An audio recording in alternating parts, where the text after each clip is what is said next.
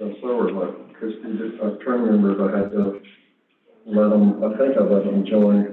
I can't remember. Saw somebody come through, but it would ask me, so.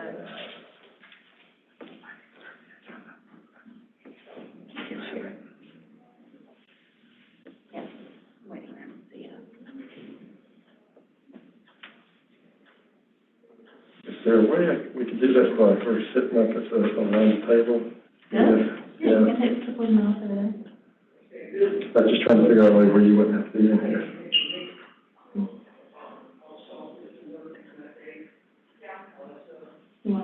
Enable the waiting room if you're not worried about somebody strange coming through. Well, I mean, you never know. I mean, I don't mind sitting in there for a little bit.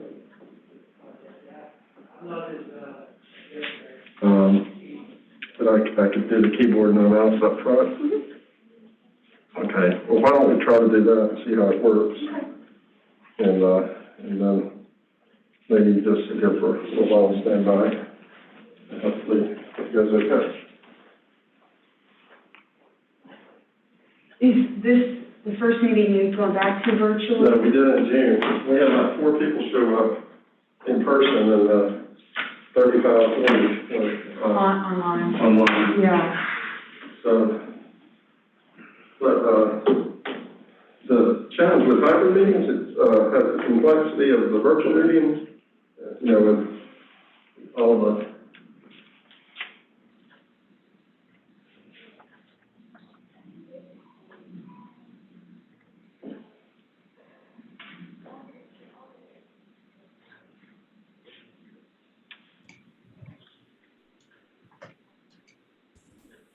Did I have them, you all of them on?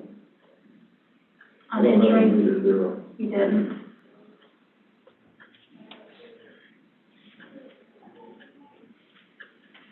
Our owners meeting for Spearman was supposed to be in Fort Lauderdale, September 7th. And last week they canceled it, which I was very grateful for.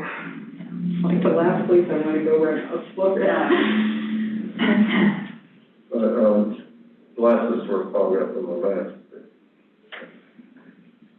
So normally we'll have from 30 and 50 people in the meeting, so we'll see. We got a break in,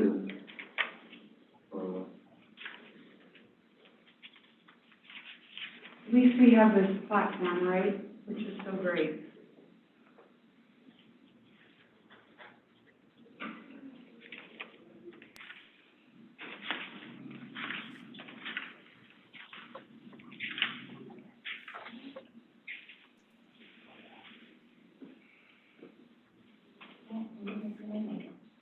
okay, thank you, Christina.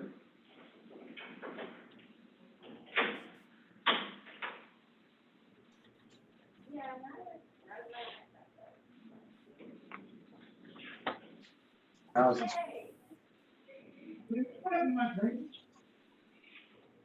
Mom, these kids won't be smoking cigarettes. Mom, do you want to? Everyone will get started in about 5 minutes. You're not necessarily muted when you join, so make sure you're on mute unless you need to speak.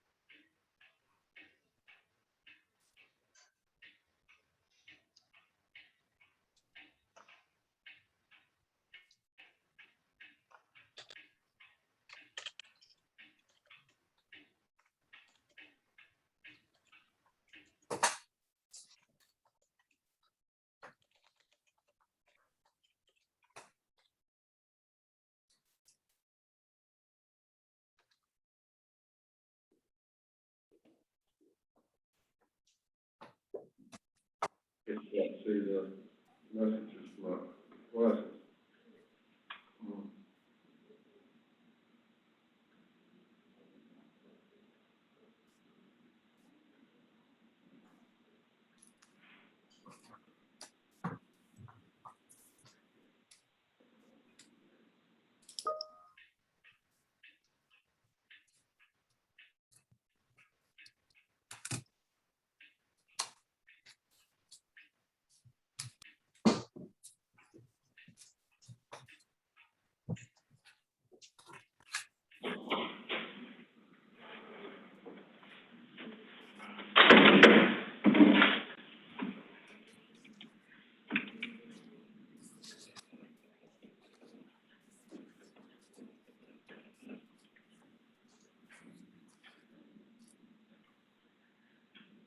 Yeah.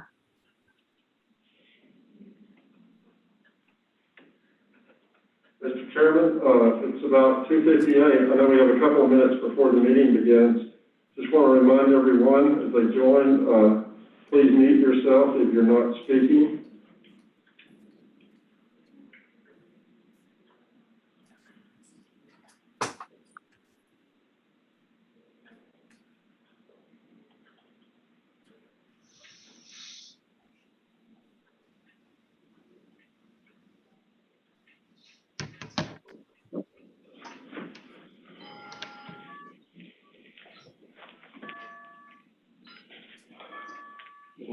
Hi, how are you? You have a lot of options. I can tell.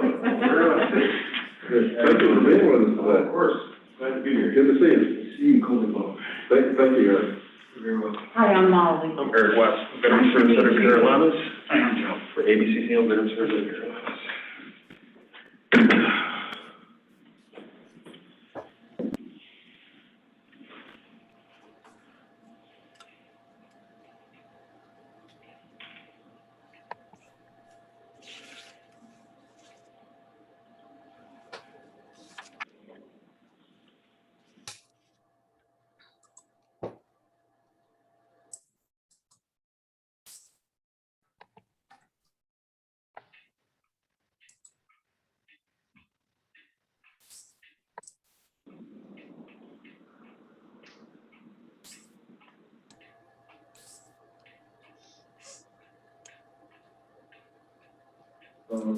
Mr. Chairman, before we get started, if someone adds something in the chat, my eyesight, I can't quite make out the chat, so if there's a question, I'll try to maybe move up closer to our large screen in our conference room.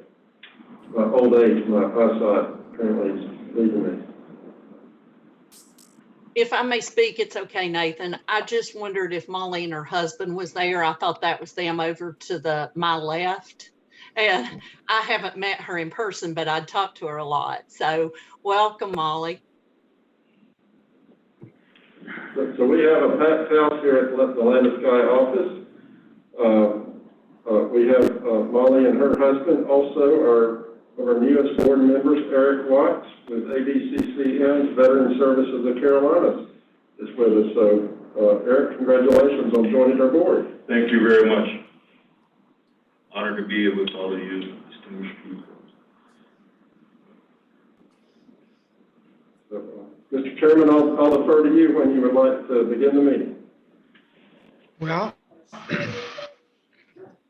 my cuckoo clock just said 3 o'clock, and so I'd like to call the August 2021 meeting of the Mountain Area Workforce Development Board to order. Board members have been allowed to call in if they choose or cannot be physically present at today's meeting. We want to thank everybody for attending today.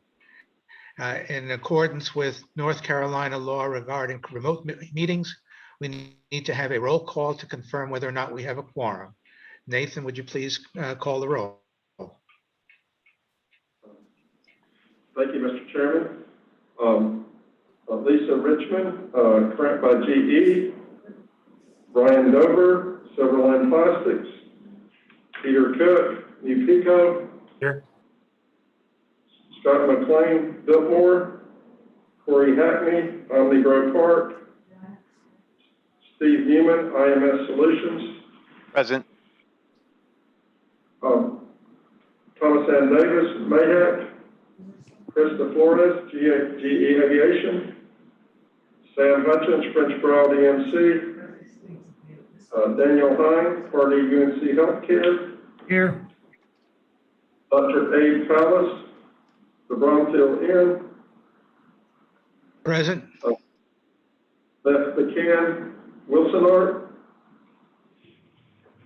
Tony Carter, Morris Broadband. Brandon Fields, Advent Health. Present. Dr. Will Hoffman, Madison County Schools. Jonathan Stooks, ASI. Christopher McGlashan, IDEW. Rick Sluter, IBEW, Trudy Logan, Community Action, Here.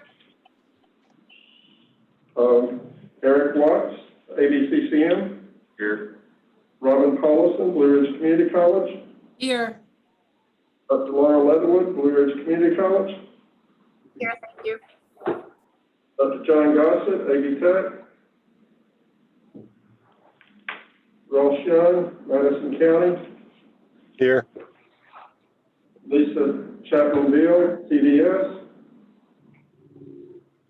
Tony Reed, Vocational Rehab, Here. Samantha Cole, Asheville Chamber, Present. Rodney Embler, MC Here. Works, and Dr. Brad Weaver, Transylvania County Schools. Present. I think we have a quorum, Mr. Chairman.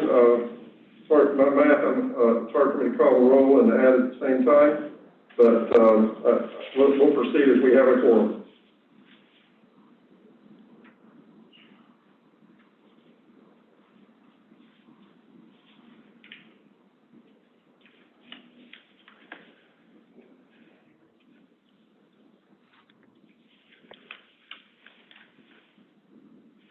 You are still on mute, Mr. Palace.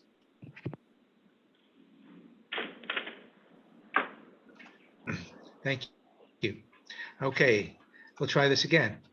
You've all received in your packet, which included the agenda, a list of consent agenda items, which includes a request for a nominating committee to recommend officers for the next year.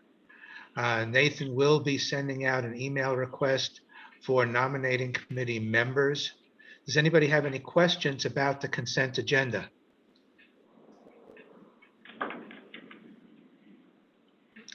Hearing none, is there a motion and a second to approve the consent agenda items as presented? I believe we need to have a roll call vote for this. Nathan? Okay, who made the motion, Mr. Chairman? Do we have a motion to accept? So moved. Brian Weaver. Do we have a second? Danny Haynes, second. Thank you, Brian and Danny. Nathan, would you please call the roll? Okay, Lisa Richmond, Brian Dover, Peter Cook, Scott McLean, Corey Hackney, Steve Newman, Agreed. Roseanne Davis, Krista Flores, Sam Hutchins, Danny Hines, Yes. Dr. Callis, Yes? Beth McCann, Tony Carter, Graham Fields, Yes. Dr. Will Hoffman, Jonathan Supes, Christopher McGlashan, Rick Sluter, Trudy Logan, Yes. Eric Watts, Yes. Robin Collison, Yes. Dr. Laura Leatherwood, Yes. Dr. John Gossett, Ross Young, Yes. Lisa Chapman-Deal, Tony Reed, Yes. Samantha Cole, Yes. Rodney Embler, Yes. Dr. Brian Weaver. Yes. Motion passes, Mr. Chairman. Thank you, Nathan. At this time, I'd like to call on Dr. Laura Leatherwood, President of Blue Ridge Community College, to talk a little bit about the recognition of Henderson County as a work-ready community and why it's important for the region. Dr. Leatherwood. Thank you, Mr. Chairman. Yes, we are pleased to announce that Henderson County just earned the Certified Work-Ready Community designation, and that we got that completed in July. So I would say that now all counties in our Blue Ridge Community College service area, Henderson and Transylvania County, are both certified. And this effort was led by Brittany Brady at the Henderson County Partnership for Economic Development and her team, along with a lot of partners like the college. And we feel like this certification is really going to help Henderson County and our region be more competitive in recruiting industry, but also in training and attracting top talent, and also the pipeline, the talent pipeline coming from our high schools. So we really feel like this is a true partnership effort, and we're delighted. Yeah, can you hear me? Yes, I can hear you fine. Can you hear me? We're delighted that we're able to be in this position. And what I would just say is economic development, workforce development go hand in hand now more than ever, and we feel like it's really critical for pandemic and economic recovery, and we're happy that we have achieved that designation. So thank you, Mr. Chairman, for the recognition. It's a lot of hard work.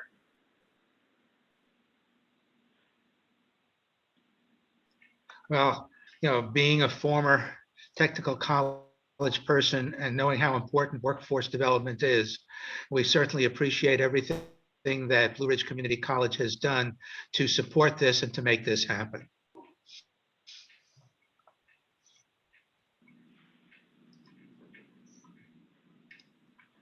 Does anybody have any questions for Dr. Leatherwood?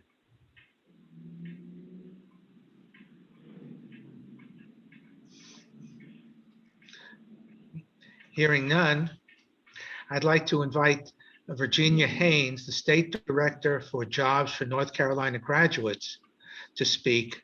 She's going to share about their work in our region and statewide, as well as a national honor that they recently received.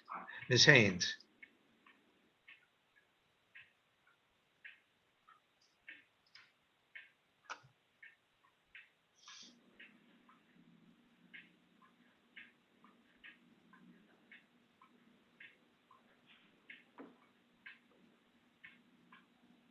Ms. Haynes was on the call. So where'd she go?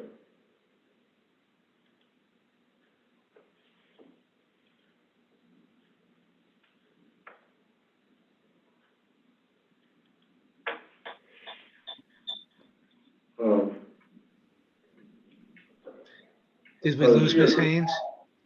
She got kicked out. I'm just admitting her back into the meeting. I don't know. She had some technical issues there. Virginia, can you hear us? Yes, I just was able to get back on. Thank you so much. So thank you all for Virginia, we'd like you to share your work. Can you hear me? Okay, thank you all for allowing me just a few minutes to talk about a program that we have in North Carolina called Jobs for North Carolina Graduates.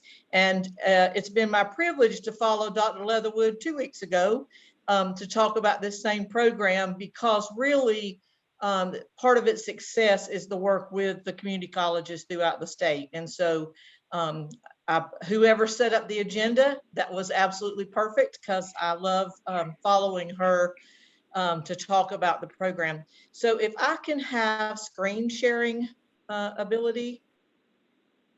Okay, you should be able to share your screen now, Virginia. Can you do that? Okay. You all see it? We can. Okay, great. Thank you, Nathan. You all are all familiar with the communities and schools of North Carolina, I think, and the program in Buncombe and Asheville City is just an outstanding one of our programs. But under the umbrella of communities and schools are 2 other programs that assist with the young people in our state. And they call it the CIS family of programs. And one of those is Jobs for North Carolina's Graduates. The other is actually about to benefit the young people. The detention facility. So I'll just speak about it for a second. The Reentry to Resilience program is just received a huge grant to expand to all of the juvenile detention facilities in the state. They were limited to the Triangle area, but they will be working with young people who have made mistakes and need to get back into school or the workplace. And their success rate's amazing. They only have a 4% recidivism rate. So I would not be doing the program a service if I didn't jump ahead and mention that. But to keep us brief, the program I want to talk about is Jobs for North Carolina's Graduates. We're very fortunate in the western part of the state to have it in Transylvania and Henderson County. When it began in North Carolina in 2017, there was one site in each of the economic development regions. But since then, we've added a site at Transylvania County. And so this program, that's national name is JAG, not the TV show, but JAG, Jobs for America's Graduates, has been around for over 41 years and has served over 1.5 million students in the United States. And in 2017, North Carolina became the 35th state to have that program. And as you can see, we're pretty spread out. Like I said, one site in each of the economic development regions. We're in the process of talking with several superintendents throughout the state who, after seeing the success of the program, are interested in adding it. The main goal of the program is to have our students graduate. That opens so many doors for young people to have that diploma. And with it comes a curriculum, some coursework that they can take while they're in school to help prepare them for the workforce, to be better employees, to be ready to go on to college. It could be students who are not ready for the workforce, but who are ready to go into college. And so the national goal is 90%. And I'm very proud to say that we've been above that all 4 years we've existed in North Carolina, and you'll see that in a second. And even with the pandemic, we were far ahead of it this year. I've got a bunch of extra lines on here. The goals for the program are to have 90% graduation rate, 80% of those students employed, enlisted, or enrolled within a year after they graduate. For 60% of those students to be full-time in whatever they're doing. And 60% of them to be in a positive outcome, that they have benefits, that they have 401ks and healthcare and those kind of jobs. And then the fifth goal is that 35% of the students have some kind of further education, whether it's at a post-secondary site, 2-year, 4-year institution, or that they've received some kind of career credentials. It's called at the JAG world, the JAG Advantage. The specialists are trained to use project-based learning as the instructional tool. It's not worksheets. They work on projects to obtain the skills that they need. The specialists or teachers all have trauma-informed care training, where they realize that some of our students have extraordinary circumstances that they need help with. And then it's to reach out to our businesses. And that's one of the reasons I'm here today, is just to let you all know this program exists. They do that through curriculum. Like I said, there's a class that they take that has skills that they must obtain to get the credit in the course. Their data is collected on their attendance and on their discipline referrals. And so far, for our 4 years in North Carolina, that has greatly reduced the semester that they're involved in the program. Their grades and certifications, what their future goals are, what opportunities are available. And there's also a service component of service learning.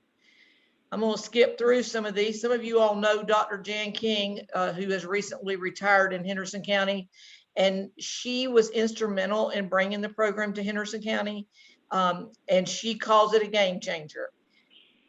We've got, just to not slow y'all down, Concord High School in Charlotte, or outside of Charlotte, has been recognized for 2 years in a row now as a national 5 of 5 schools. They met all of those goals.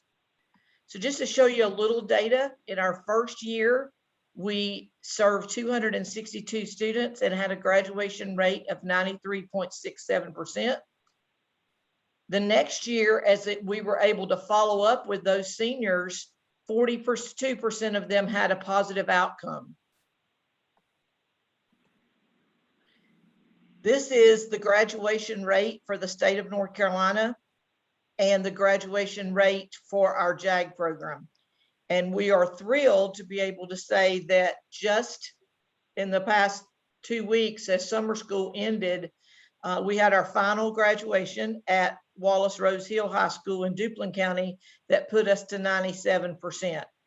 That's 3 seniors throughout our entire program of 247 students who did not graduate on time with their class this last year, with the remote and the mask and all the stuff associated with the pandemic. Nationally, the JAG program has been very beneficial to students who fall in different demographic groups. The students who take JAG are 230% more likely to be full-time employed after they graduate. And you can see, without me reading it to you, that in the minority groups, women, Black, white, Hispanic, and Asian graduates, it's well over 100% higher that are more likely to graduate, to have a full-time employment after they've taken the program. There's a teacher at each site that we call a specialist who teaches 2 classes a day. And at the same time, they're following up with the graduates from the year before. They speak to them once a month, help with job applications, questions about employment, or FAFSA forms for college. Worked on that this morning with one of the graduates from last year. There is great contact with those kids. If we had a bunch of kids standing around, I'd let them talk to y'all about how great the program is, but I just want to show you a couple pictures. This is the 4-year graduates from the Henderson County Career Academy, 3 traditional graduations, and then the one we had outside last year. And these students are super proud of their accomplishments. There is the community service component, and this is some pictures of kids at different places who are anti-bullying campaigns, doing clothing drives, donating books to the Head Start program, serving as docents at the Veterans Day program. There's a wide variety of things. They get assistance with applications and for work and school, and actually, one of those pictures is from a homecoming job fair. We brought kids by bus to the Ag Center. Mr. Ramsey actually helped us get the bus parked one year. So we exposed the kids to employment and post-secondary options.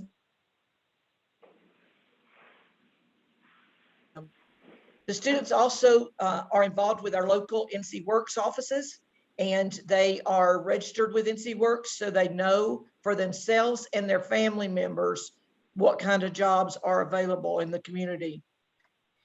There is a leadership component. You all just voted to approve an agenda, and all the students have to learn how to do that themselves as part of their curriculum work. Once a year, we take the students actually to Raleigh to do some leadership work and team building activities. They not only learn some academic stuff, but they also do team building opportunities. The gentleman at Sam's put all the kids in the freezer, which was a shock to all of them. One student from each of our schools actually gets to travel to Washington, D.C. to participate in a national JAG conference. And then this is just some pictures of some of our students employed at various places and the connection that we have with them past that. This last year, because of the pandemic, we actually had a commit to your future ceremony with the students. and all of them actually signed a commitment that they are going to seek employment beyond graduation. So we are excited that we already have some business contacts.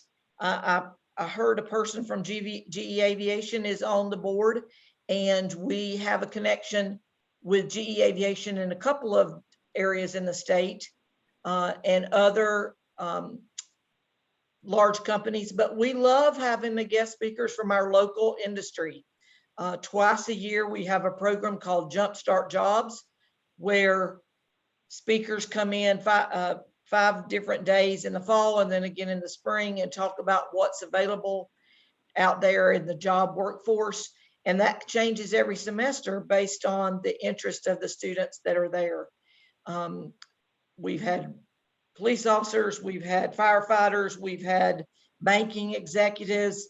And last year, because of the remoteness, Honeywell actually came in from Charlotte remote and took the kids on a tour of the factory. So if you have schools in your area that you think would benefit from this kind of program, or if you're a business looking for a way to engage young people, the JAG program may be something you want to reach out to. And Jill Cox is the president and CEO of Communities in Schools, and Michelle Price is the vice president of Student Services. And then I'm the local person. And there's my email. If you are a company or your school system or anybody that you represent would like to know more about the program or how you can get involved to support these young folks, I'd love to talk to you more about it. And again, thank you so much for allowing me to have a few minutes to share this wonderful program that we have.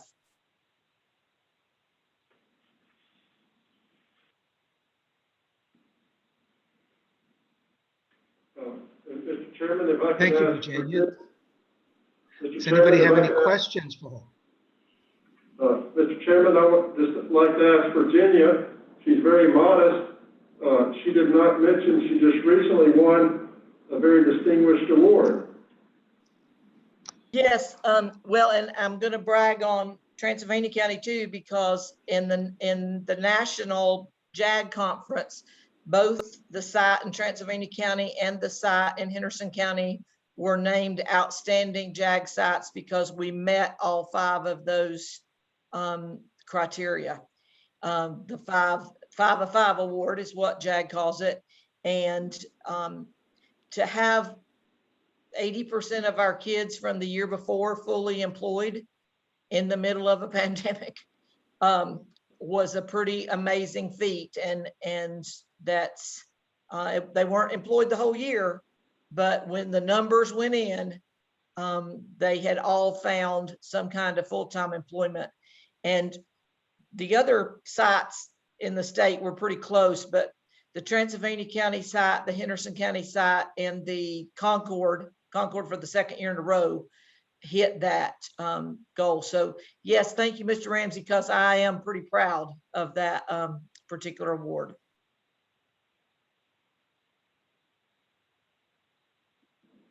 Is there any Thank other you. questions?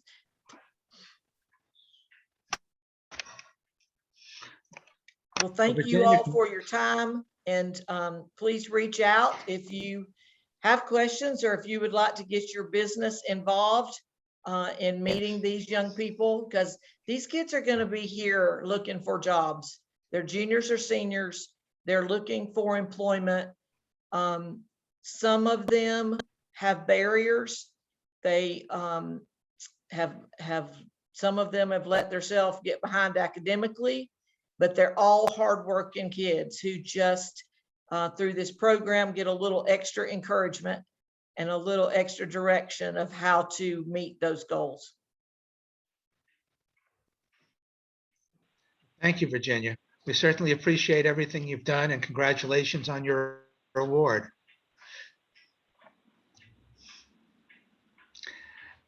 Okay, at this time, I would like to introduce Kevin Kimray, the Director of Customized Training at AB Tech, to speak about the work AB Tech and other community colleges in the region are doing to prepare the workforce for Pratt & Whitney. Kevin? Hey, folks, thanks for having me today. So Pratt & Whitney is, as everybody knows, is there's a lot of conversation, has been a lot of conversation about Pratt & Whitney over the last, I started to say months, but it's probably a year and a half now. So Melissa reached out to me to update the board on some of the things that are going on. So I might have shown this to this group sometime in the past when I did another update, but I had to update the dates a little bit. So this is the regional candidate pipeline for Pratt & Whitney jobs, which basically means that these community colleges in our region are all participating in various open enrollment training programs, short-term, non-degree training programs to help feed a pipeline of qualified workers to Pratt & Whitney. So obviously it's us because they're locating in Buncombe County, but other colleges include Blue Ridge, Haywood Community College, McDowell Tech, Mayland, and I think I didn't update it on this map, but since I did this, Western Piedmont Community College in Morganton also joined this cohort. So essentially what happens is people in our respective areas can sign up for these open enrollment programs, mainly machining fundamentals and certified production technician. And then Blue Ridge has another class that is a non-destructive testing class too, that people can sign up for. They complete these classes and then they go into a database. So when Pratt does begin the process of accepting applications and starting to hire people, all of the completers of these programs will be guaranteed an interview. They're not guaranteed a job, but they are guaranteed an interview. And so we've been pretty successful since we started this January, February of this year. We've had a lot of completers in these programs. I don't know the exact number. I'm sorry, I didn't look at the database before I started the meeting, but a few weeks ago I looked and I think we were up to 65 completers so far. So, we'll continue that until they're ready to start hiring. I put March-ish on here because it's kind of a moving target. And it's not anyone's fault at all. Construction is going on. Also, this is going to be a state-of-the-art facility where a lot of equipment and systems are going to be integrated in Industry 4.0 standards, which basically means all these machines are going to be talking to each other through the internet and things like that. So that system integration for them is new and new for these equipment vendors too. So all of these moving parts are going on to dictate when things are actually going to start happening. This is just a real simple slide that shows more detail about process. And I think I talked about this to a lot of folks before without a lot of detail, but now we have a feel for how things are going to come across. So let's imagine that this is the process of how people would apply, get interviews, and maybe get a job with Pratt & Whitney. So when they open the applications up, people will apply, and the pipeline completers that I just talked about in the previous slide they get a free pass, so they get a guaranteed interview. There will also clearly be some folks who apply at Pratt & Whitney who have industry experience. So, it probably will not be unusual for someone who's working at another company in our region as a machinist, for example, to say, I'd like to try to jump ship and go to work for Pratt and Whitney, especially if they end up paying more money than they're, you know, they're already getting paid. So those folks might also get a free pass, and that'll be something that'll be up to Pratt and Whitney to say, you've got enough experience that we'd like to interview you. For those people who don't have the experience and are not pipeline completers, they certainly are still eligible to apply. And, you know, it might be people who are doing something else and they want to switch careers. So those folks, after they go through pre-screening through the application process, would be invited by Pratt and Whitney to go through a pre-hire assessment that will be conducted at AB Tech. It's 12 hours of in-person, hands-on training and assessment, and then another 5 hours that will be self-paced online training and assessment that they'll complete on their own, like, you know, within a couple of weeks of them taking the in-person course.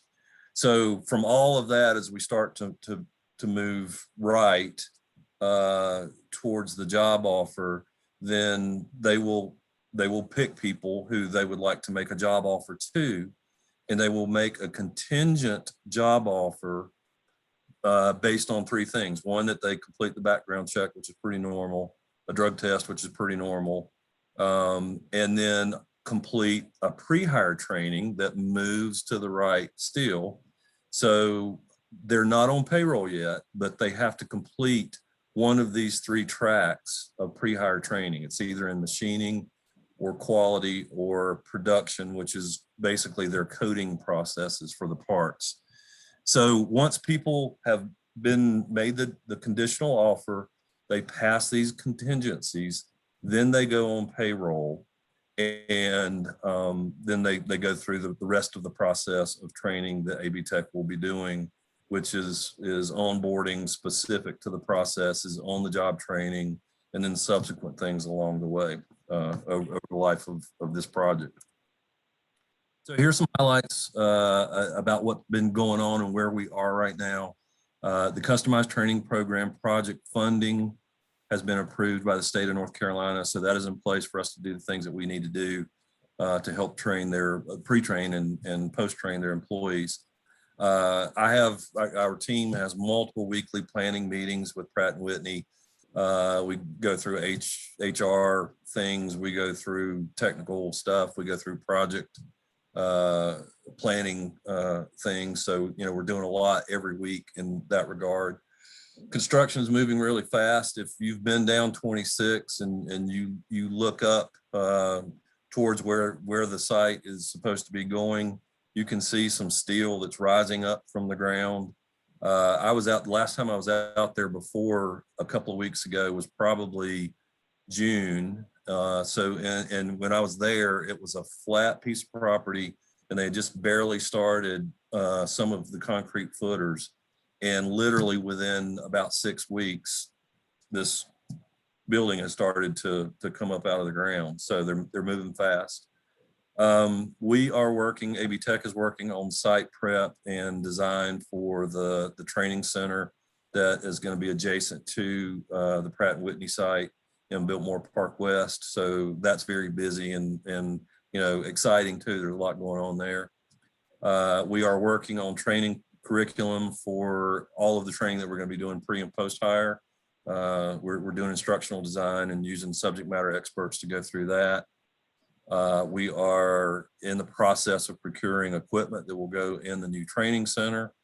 Of course, that's not going to be delivered until the training center is ready, but we're at least making those purchases and going through e-procurement, which, if any of you know about the state's e-procurement, it's bureaucracy on top of bureaucracy. So you got to move as soon as you can. So what I would call low-key recruiting has begun. We have formed a recruiting committee that is really based or consists of a lot of different regional entities that can help in the recruiting process. we started out with a smaller group, and we're starting to expand that from a regional standpoint. We didn't want to just bring in a ton of people and not have anything to do just yet. So, we'll be branching out, and Pratt & Whitney is even talking about doing some recruiting throughout the state, not just in our region. So they want to go to Fort Bragg, and I've had calls from Cape Fear Community College in Wilmington asking if they can come recruit there. So a lot of things are going to be coming down the pike fairly soon. The recruiting activities will likely ramp up in the first, second quarter of 2022. And in the meantime, starting in October and going up to that point, Pratt is planning what they're calling a roadshow.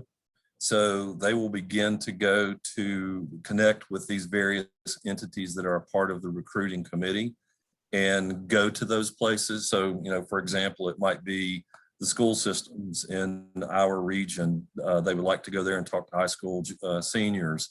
It might be Ashland Housing Authority. It might be NC Work. So, all of these entities will be involved in those road shows.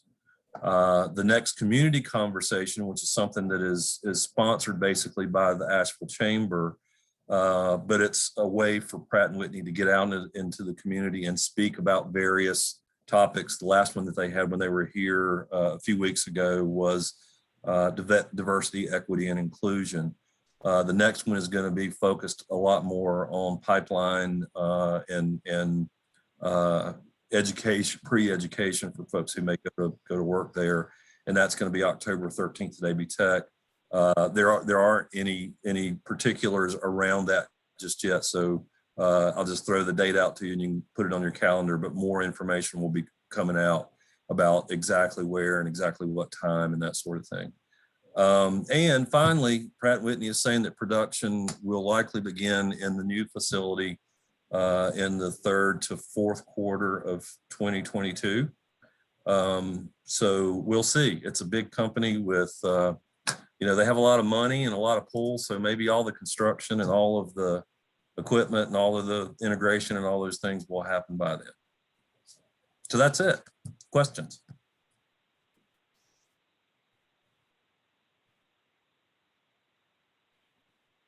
Any questions for Kevin? Hearing none. Thank you, Kevin, for your presentation and for the work that you're working with the North Carolina community colleges. And it's certainly important to have a strong manufacturing company here, and it's good for the jobs that people want to get.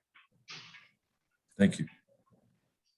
Mr. Chairman, I would like to note on the agenda for the Executive Board for Lone and Sky Regional Council tomorrow is to approve a procurement for a pre-employment training software for Pratt & Whitney and other manufacturers in our region.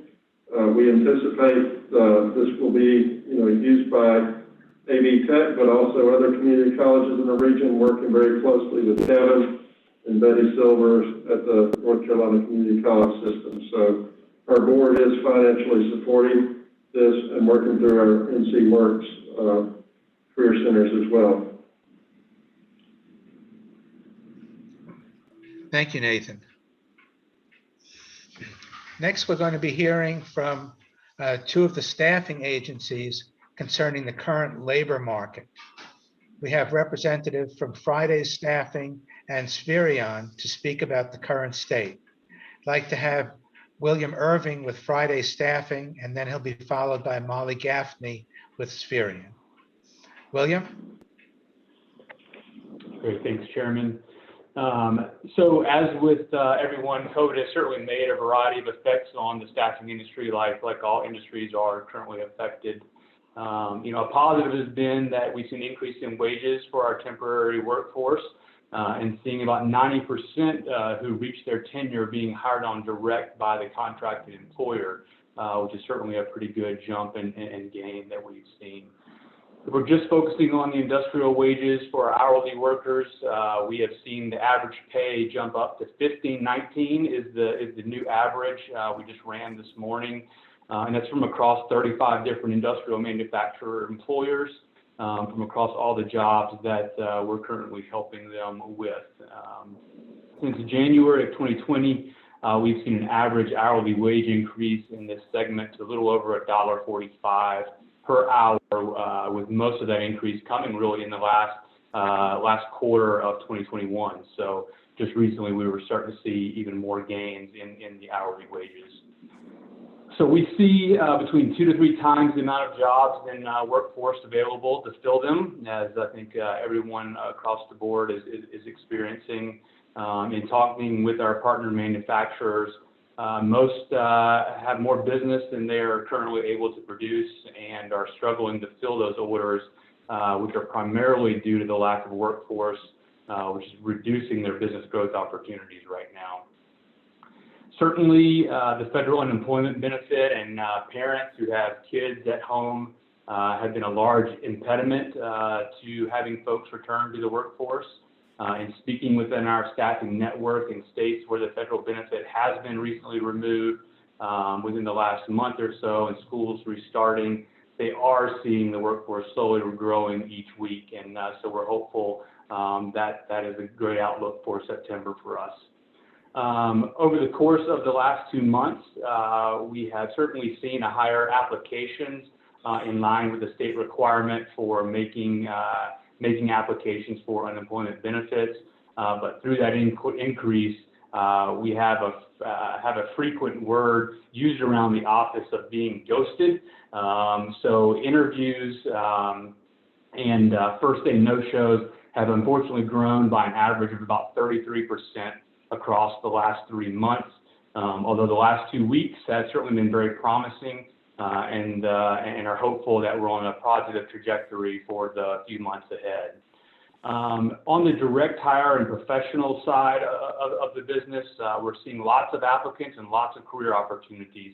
So these are mostly the salaried positions, career professionals, and the top 4 answers for why they're looking for a change is they're really looking for a more fulfilling job that gives them more purpose, more balance to spend time with family, and chances to be able to get away from work, and then a workplace culture they feel they fit and belong in, and finally, obviously, pay growth opportunities as well. They're coming from outside the region. I think their number one is always they just want to move to Asheville. The long-term hurdles for the industrial manufacturing staffing industry that we're experiencing right now is really remain in how the lower hourly wage workforce is able to afford the cost of living as it continues to rise in our region. We are certainly closely tracking this and seeing our workforce move to the outer edges of a lot of our counties and bordering counties as well, and sort of moving a little bit further out than what we've experienced over the last year. Transportation continues to remain a hurdle for many of our workforce to reach businesses that are not near public transportation routes when a vehicle is not reliable or available to them. And the supply chain issues remain a major hurdle for many manufacturers for the foreseeable future for many to stay at their operational staffing levels. And so that immediate stops to production and the consequent layoffs that occur because of that make it even more difficult as they restart operation again due to the time it takes to rehire staff back. So certainly a major impediment. Clearly, we're all watching how this current strain of COVID continues to affect the ability, primarily for our manufacturers, to have the key employees they need to produce the products. We're seeing a lot more succession planning and training going on in a lot of the areas where they have just 1 or 2 key individuals that may go out and making sure they're having additional backups in a lot of those areas. And then clearly what changes in September with the reduction of the federal UI benefit and schools reopening. And then, of course, with all the incentives in place now, how does our local workforce take advantage of the development opportunities available here locally at AV Tech and Blue Ridge Community College, specifically in the key manufacturing areas that are not easily taught on the job and are currently hard to fill, specifically in mechatronics, maintenance, and even operational supervisory roles.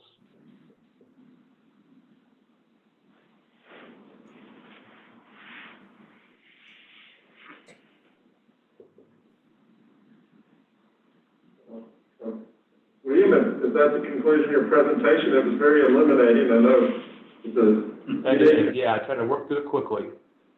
Have you ever seen an employment market like what we've seen in the past year, or certainly the past 3 months as far as challenges for employers to hire? Certainly not, and it's not abnormal to just us either. We're clearly keeping a close pulse on the entire region, local states surrounding us, and everyone seeing the same thing who have been in the industry for a very long time, who are all saying, you know, this has certainly been an anomaly, and no one has ever seen anything quite like it. Thank you, William. Mr. Chairman, I think we're ready for a presentation from Spirion and Gaffney Seawood. Thank you. Can I just sit right here? Or? You can. Okay, great. Well, thank you all so much for having me today. I'm really just happy that I can be here in person, and we also have the opportunity to be virtual as well. If you'll go ahead and move that on, please. So what I'm going to talk about today is from 2 different perspectives. I'm going to talk about what we've seen in applications, and the 3 main things that I'm going to talk about with that are, you know, what employees want from employers long term, how COVID has changed these requirements, and the trends we're seeing in the current market. So the graph I'm showing you right here has 2019, 2020, and 2021 applies. And in the blue, we have 2019, which was a typical year. It was pretty static, and we did grow, though, as an office, 72% year over year.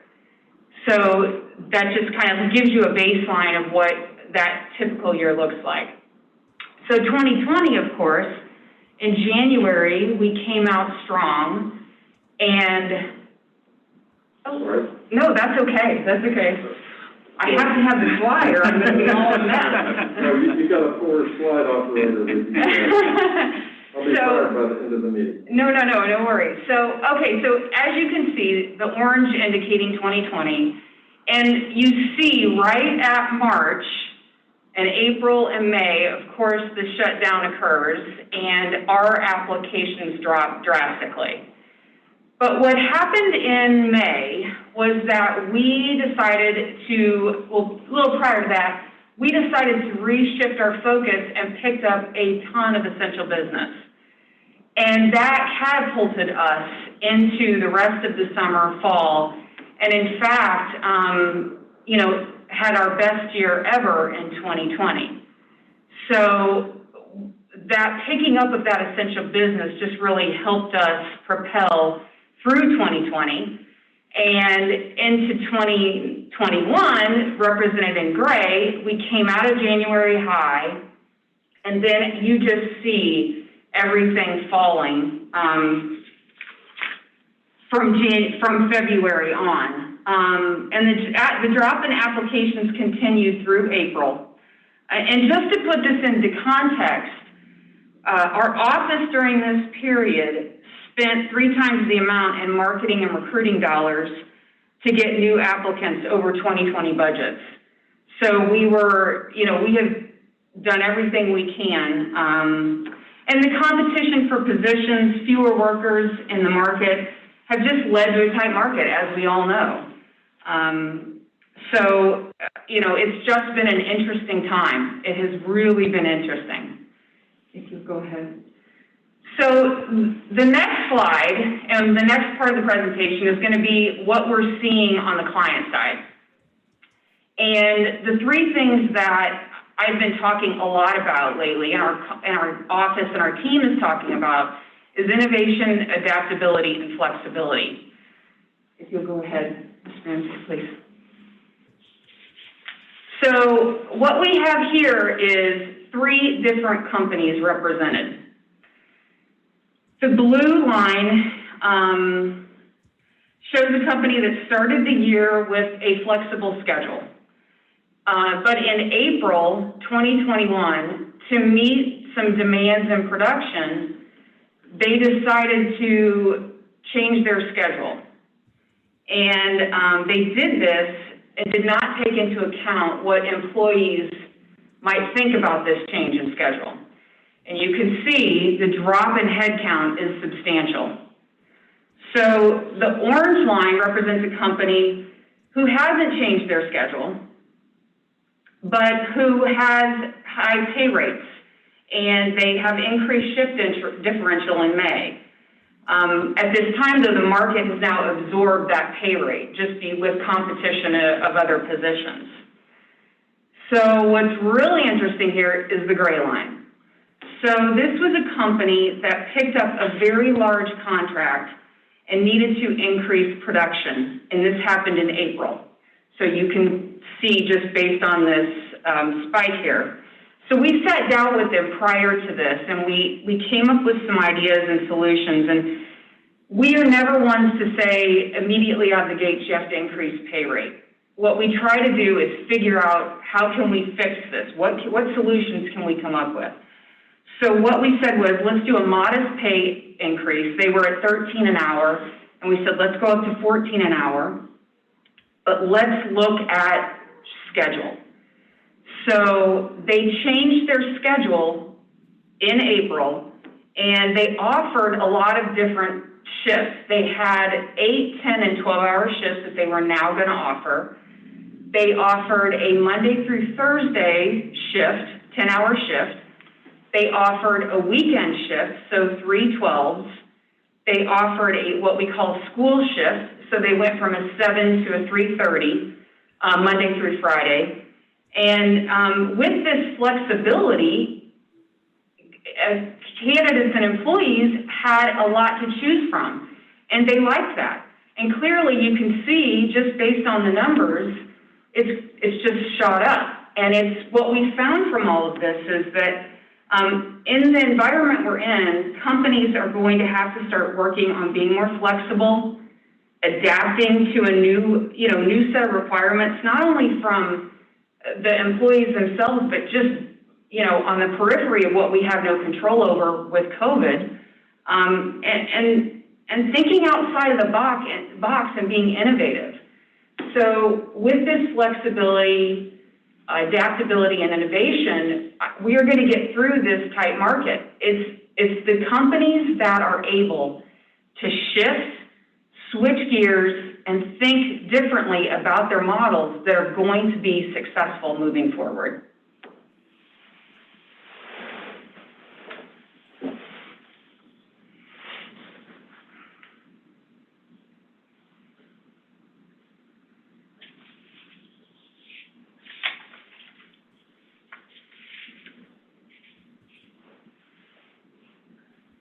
Mr. Chairman, are there any questions from anyone?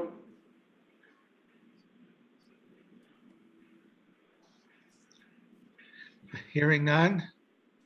I want to thank both William and Molly for their presentations. I think it's interesting about the flexibility being so important and what you've observed with that. And maybe that'll be some food for thought to some of our private areas.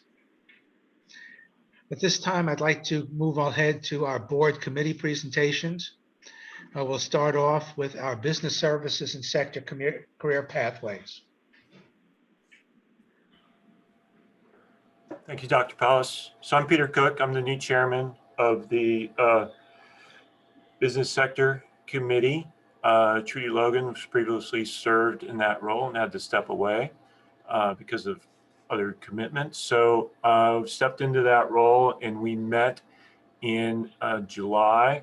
Primarily what we did at our last meeting was kind of take stock of where we were, what we've accomplished. So I think we've made some good progress on the business services side and done some good work in some social media. So and what we've done in the last meeting is take a look at kind of what's coming down the pipe for this committee. So Steve Newman presented the draft of the new IT career pathway. So the committee is going to be doing some work hopefully in the future to support that. Barbara and Steve are working on collecting some of the information necessary to get that together.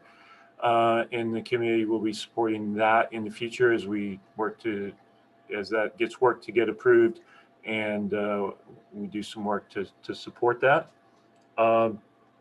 Other items we're going to be focusing on is trying to figure out how we can help support the career centers more to help them accomplish their mission. And we could be looking at how we can maximize some of the social media strategy that have already been put in place. So we will be meeting again next month to try and refine some of those goals and set a deeper agenda for us. But that's my report for the moment. All right, thank you, Peter. Glad to see that you're getting to your meetings and have some good things to report to us. Next, we'll hear from the NC Works Next Gen Youth Programs and Services Committee. Thank you, Mr. Chairman. What I love about my committee is that even if I can't be there, they still carry on. So I really do think my committee is excellent. So I thank you all. But the Youth and Work-Based Learning Committees joined together for a call on August 12th to explore an apprenticeship pep rally. I'm sorry, I can't even talk today. The idea is to have each of our K through 12 schools join with their local community college and or business partner and promote apprenticeships to students, parents, and additional stakeholders. Each K through 12 partner would be assigned letters in the word apprenticeship, and actually it's apprenticeships because the S is for Mountain Area Workforce Development Board, and I'll get to that in a second, and work with partners to promote a 3 to 5 minute explanation via Zoom so it could be recorded. The purpose of this meeting is to excite others about the valuable work-based learning opportunity. So the details of the pep rally are that we're going to engage K through 12 educators, students, parents, post-secondary institution, employers, community, and in the community, and promote apprenticeship as the gold standard for work-based learning. And how it's going to work is, the two committees would ask the K through 12s in a 4-county area to take a letter. And so, an example is A stands for advancement in apprenticeship, and Madison County Schools has taken that on. And they may work with my company, Advanced Super Abrasives, to talk about how our apprentices advance up through the company and how the apprenticeship program helps them advance through the company. And we have the other letters here. P could be Asheville City Schools. The other P could be Buncombe County Schools. But at the end is S, and that's for us at the Mountain Area Workforce Development Board, which is say yes to apprenticeships. So this is what the committee's been working on, and we're looking at, Apprenticeship Week, November 8th through the 12th, and we're reaching out to all these partners to get them to, give us a date, a time, so we can go ahead and get this all scheduled, because this is a fairly big undertaking. But I think it's very important for us to push this apprenticeship program. I don't know if any of the other employers received a phone call from North Carolina Department of Commerce like I did yesterday, asking about employment hires and issues of finding employees. And I thank the two staffing companies for their presentations. But one of the questions they did ask me was, do you have an apprenticeship program? And when I said, oh, absolutely, the next question was, well, how many apprentices do you have? And I said, well, I just had one start this week. So I said, right now we have 2, and one's under 17 and one's barely over 18. And so, we're very proud of the apprenticeship program, very proud of my committee for getting together with the work-based committee and coming up with this apprenticeship pep rally, which I think is going to be great for the community colleges, the local schools, the partners, and we really need to build awareness for the apprenticeship program. I think it is a great program. A lot of companies are now floating to this. I think you heard from the staffing companies, about companies being flexible. And I think this is a perfect opportunity for companies to be flexible. We heard earlier a presentation about students wanting jobs and how many students were being hired. I think, we really need to focus on this. This is what I call transitional time as we're coming out of, hopefully, COVID. Every time I say that, we have more issues because of Delta variant or whatever variant. But, as we're coming out of this is a transitional time where the companies and the schools need to come together, and we all need to think outside of the box. And a lot of times you got to go back to go forward. And the apprenticeship program is a perfect example of that. In order for us to go forward with the apprenticeship program, kind of have to go back to having apprenticeships, and then we can move forward with what we're offering. So I thank you, Mr. Chairman. I thank my committee. Sorry that I could not be there, but I thank you all, and that's why I say they're a great committee. Thank you, Jonathan. Sounds like you've been doing some, innovative and exceptional work there. Thank you. Next, we'll hear from the Work-Based Learning and Apprenticeship Committee.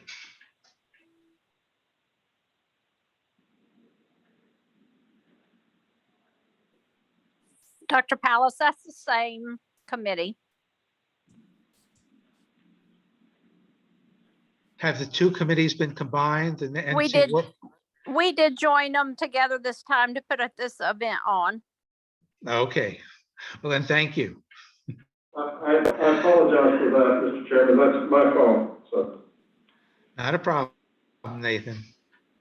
Well, we appreciate everything that all of those committees have done. Glad that everybody's been able to meet and get together and to certainly move forward at this time. Okay. At this time, I would like to point out the reports that you've received from the Director, Business Services, and the Career Center managers. Do we have any questions or comments regarding these reports?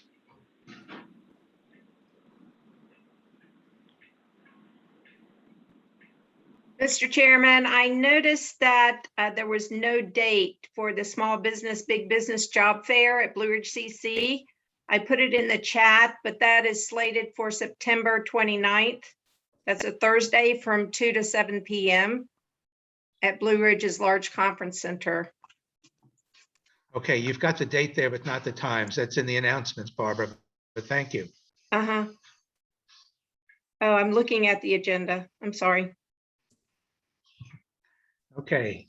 Nathan, do you have anything that you would like to add at this point? Well, I would like to give a shout out to our workforce board staff and our many partners, our contractors, our career centers, our community colleges, and the 4 chambers of commerce in our region for all their partnership for our recent job fair, the $18 an hour and beyond job fair that we had in Fletcher.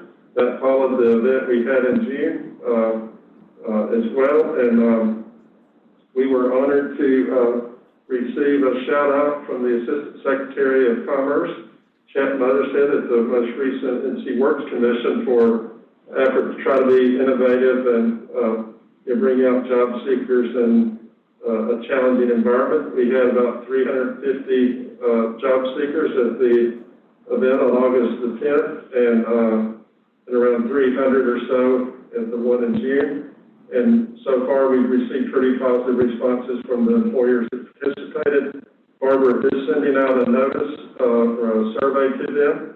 And I think we've already got about 20 responses so far, 15 to 20. But Barbara, do you want to add anything to that? I will say that I went through 18 survey results very closely yesterday, and all the comments are very positive. The only negative was a bit of heat at 3 p.m. in the afternoon, something we couldn't control, but everyone is looking forward to the WNC Career Expo. I did ask some questions about, are you interested in the incumbent worker grant? Are you interested in on-the-job training? Would you like to get registered in NC Works? And so I've prepared a spreadsheet, and I'll use workforce staff to reply to all those questions. But I think we garnered more interest in what we're doing as a workforce board from the survey. Thank you. And Barbara, could you just talk briefly about the Business Accelerator grant opportunity? We have a deadline coming up, and it's a great opportunity for businesses to upscale their existing workforce. Sure. So I sent the information out to probably 150 companies. That list included all sectors.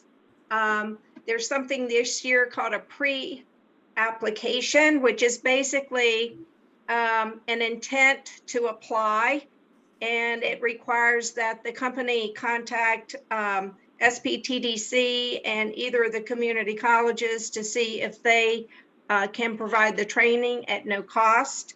I've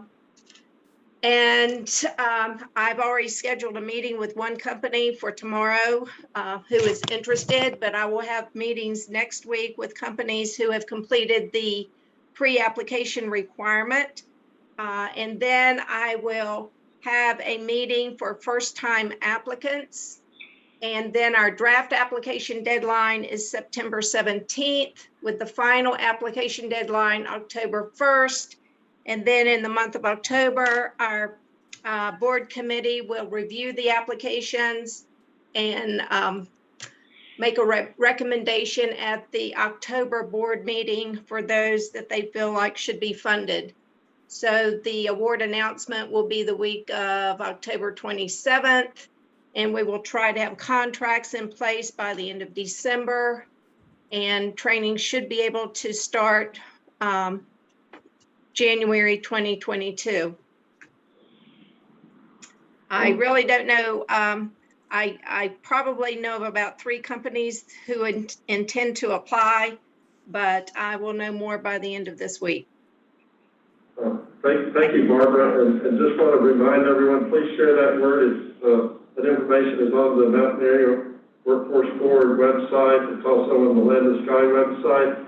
And if you have a thought you may want to apply, please submit by this Friday. That's just a very preliminary notice to us, and that just keeps you in the running.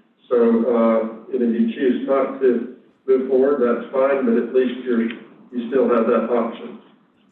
I will add that we have about $65,000 allocated for the incumbent worker grant, and a company can get up to $10,000. Not all companies need that much for their training, so we could serve between like 6 and 10 companies potentially. Thank you. And I do see a comment in the chat about social media posts for the grant. So it has been posted to the Mountain Area Facebook page, our Twitter account, LinkedIn account. So please share that if you would like. I'm not sure if I posted it to Instagram, but if I didn't, I'll do that after this meeting.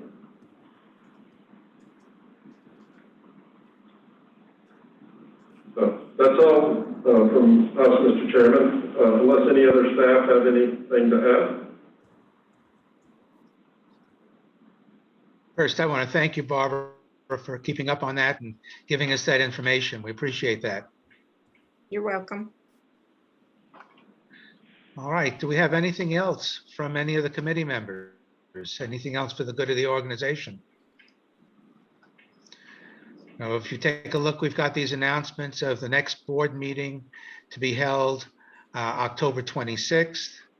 The Land of Sky Regional Council Board of Delegates meeting is tomorrow at 12:30.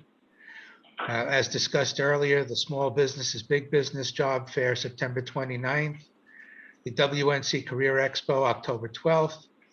And the WNC Rebounding Stronger Summit on November 10th. If there are no other announcements, I'm willing to entertain a motion to adjourn.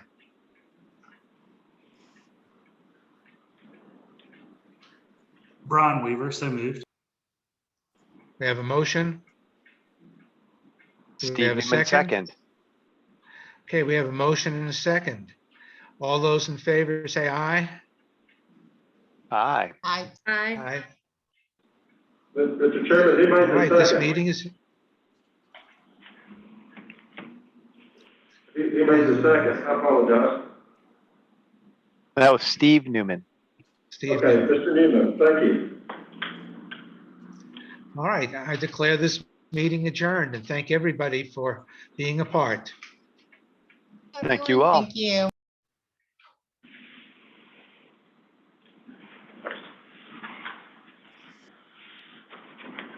Keeping track of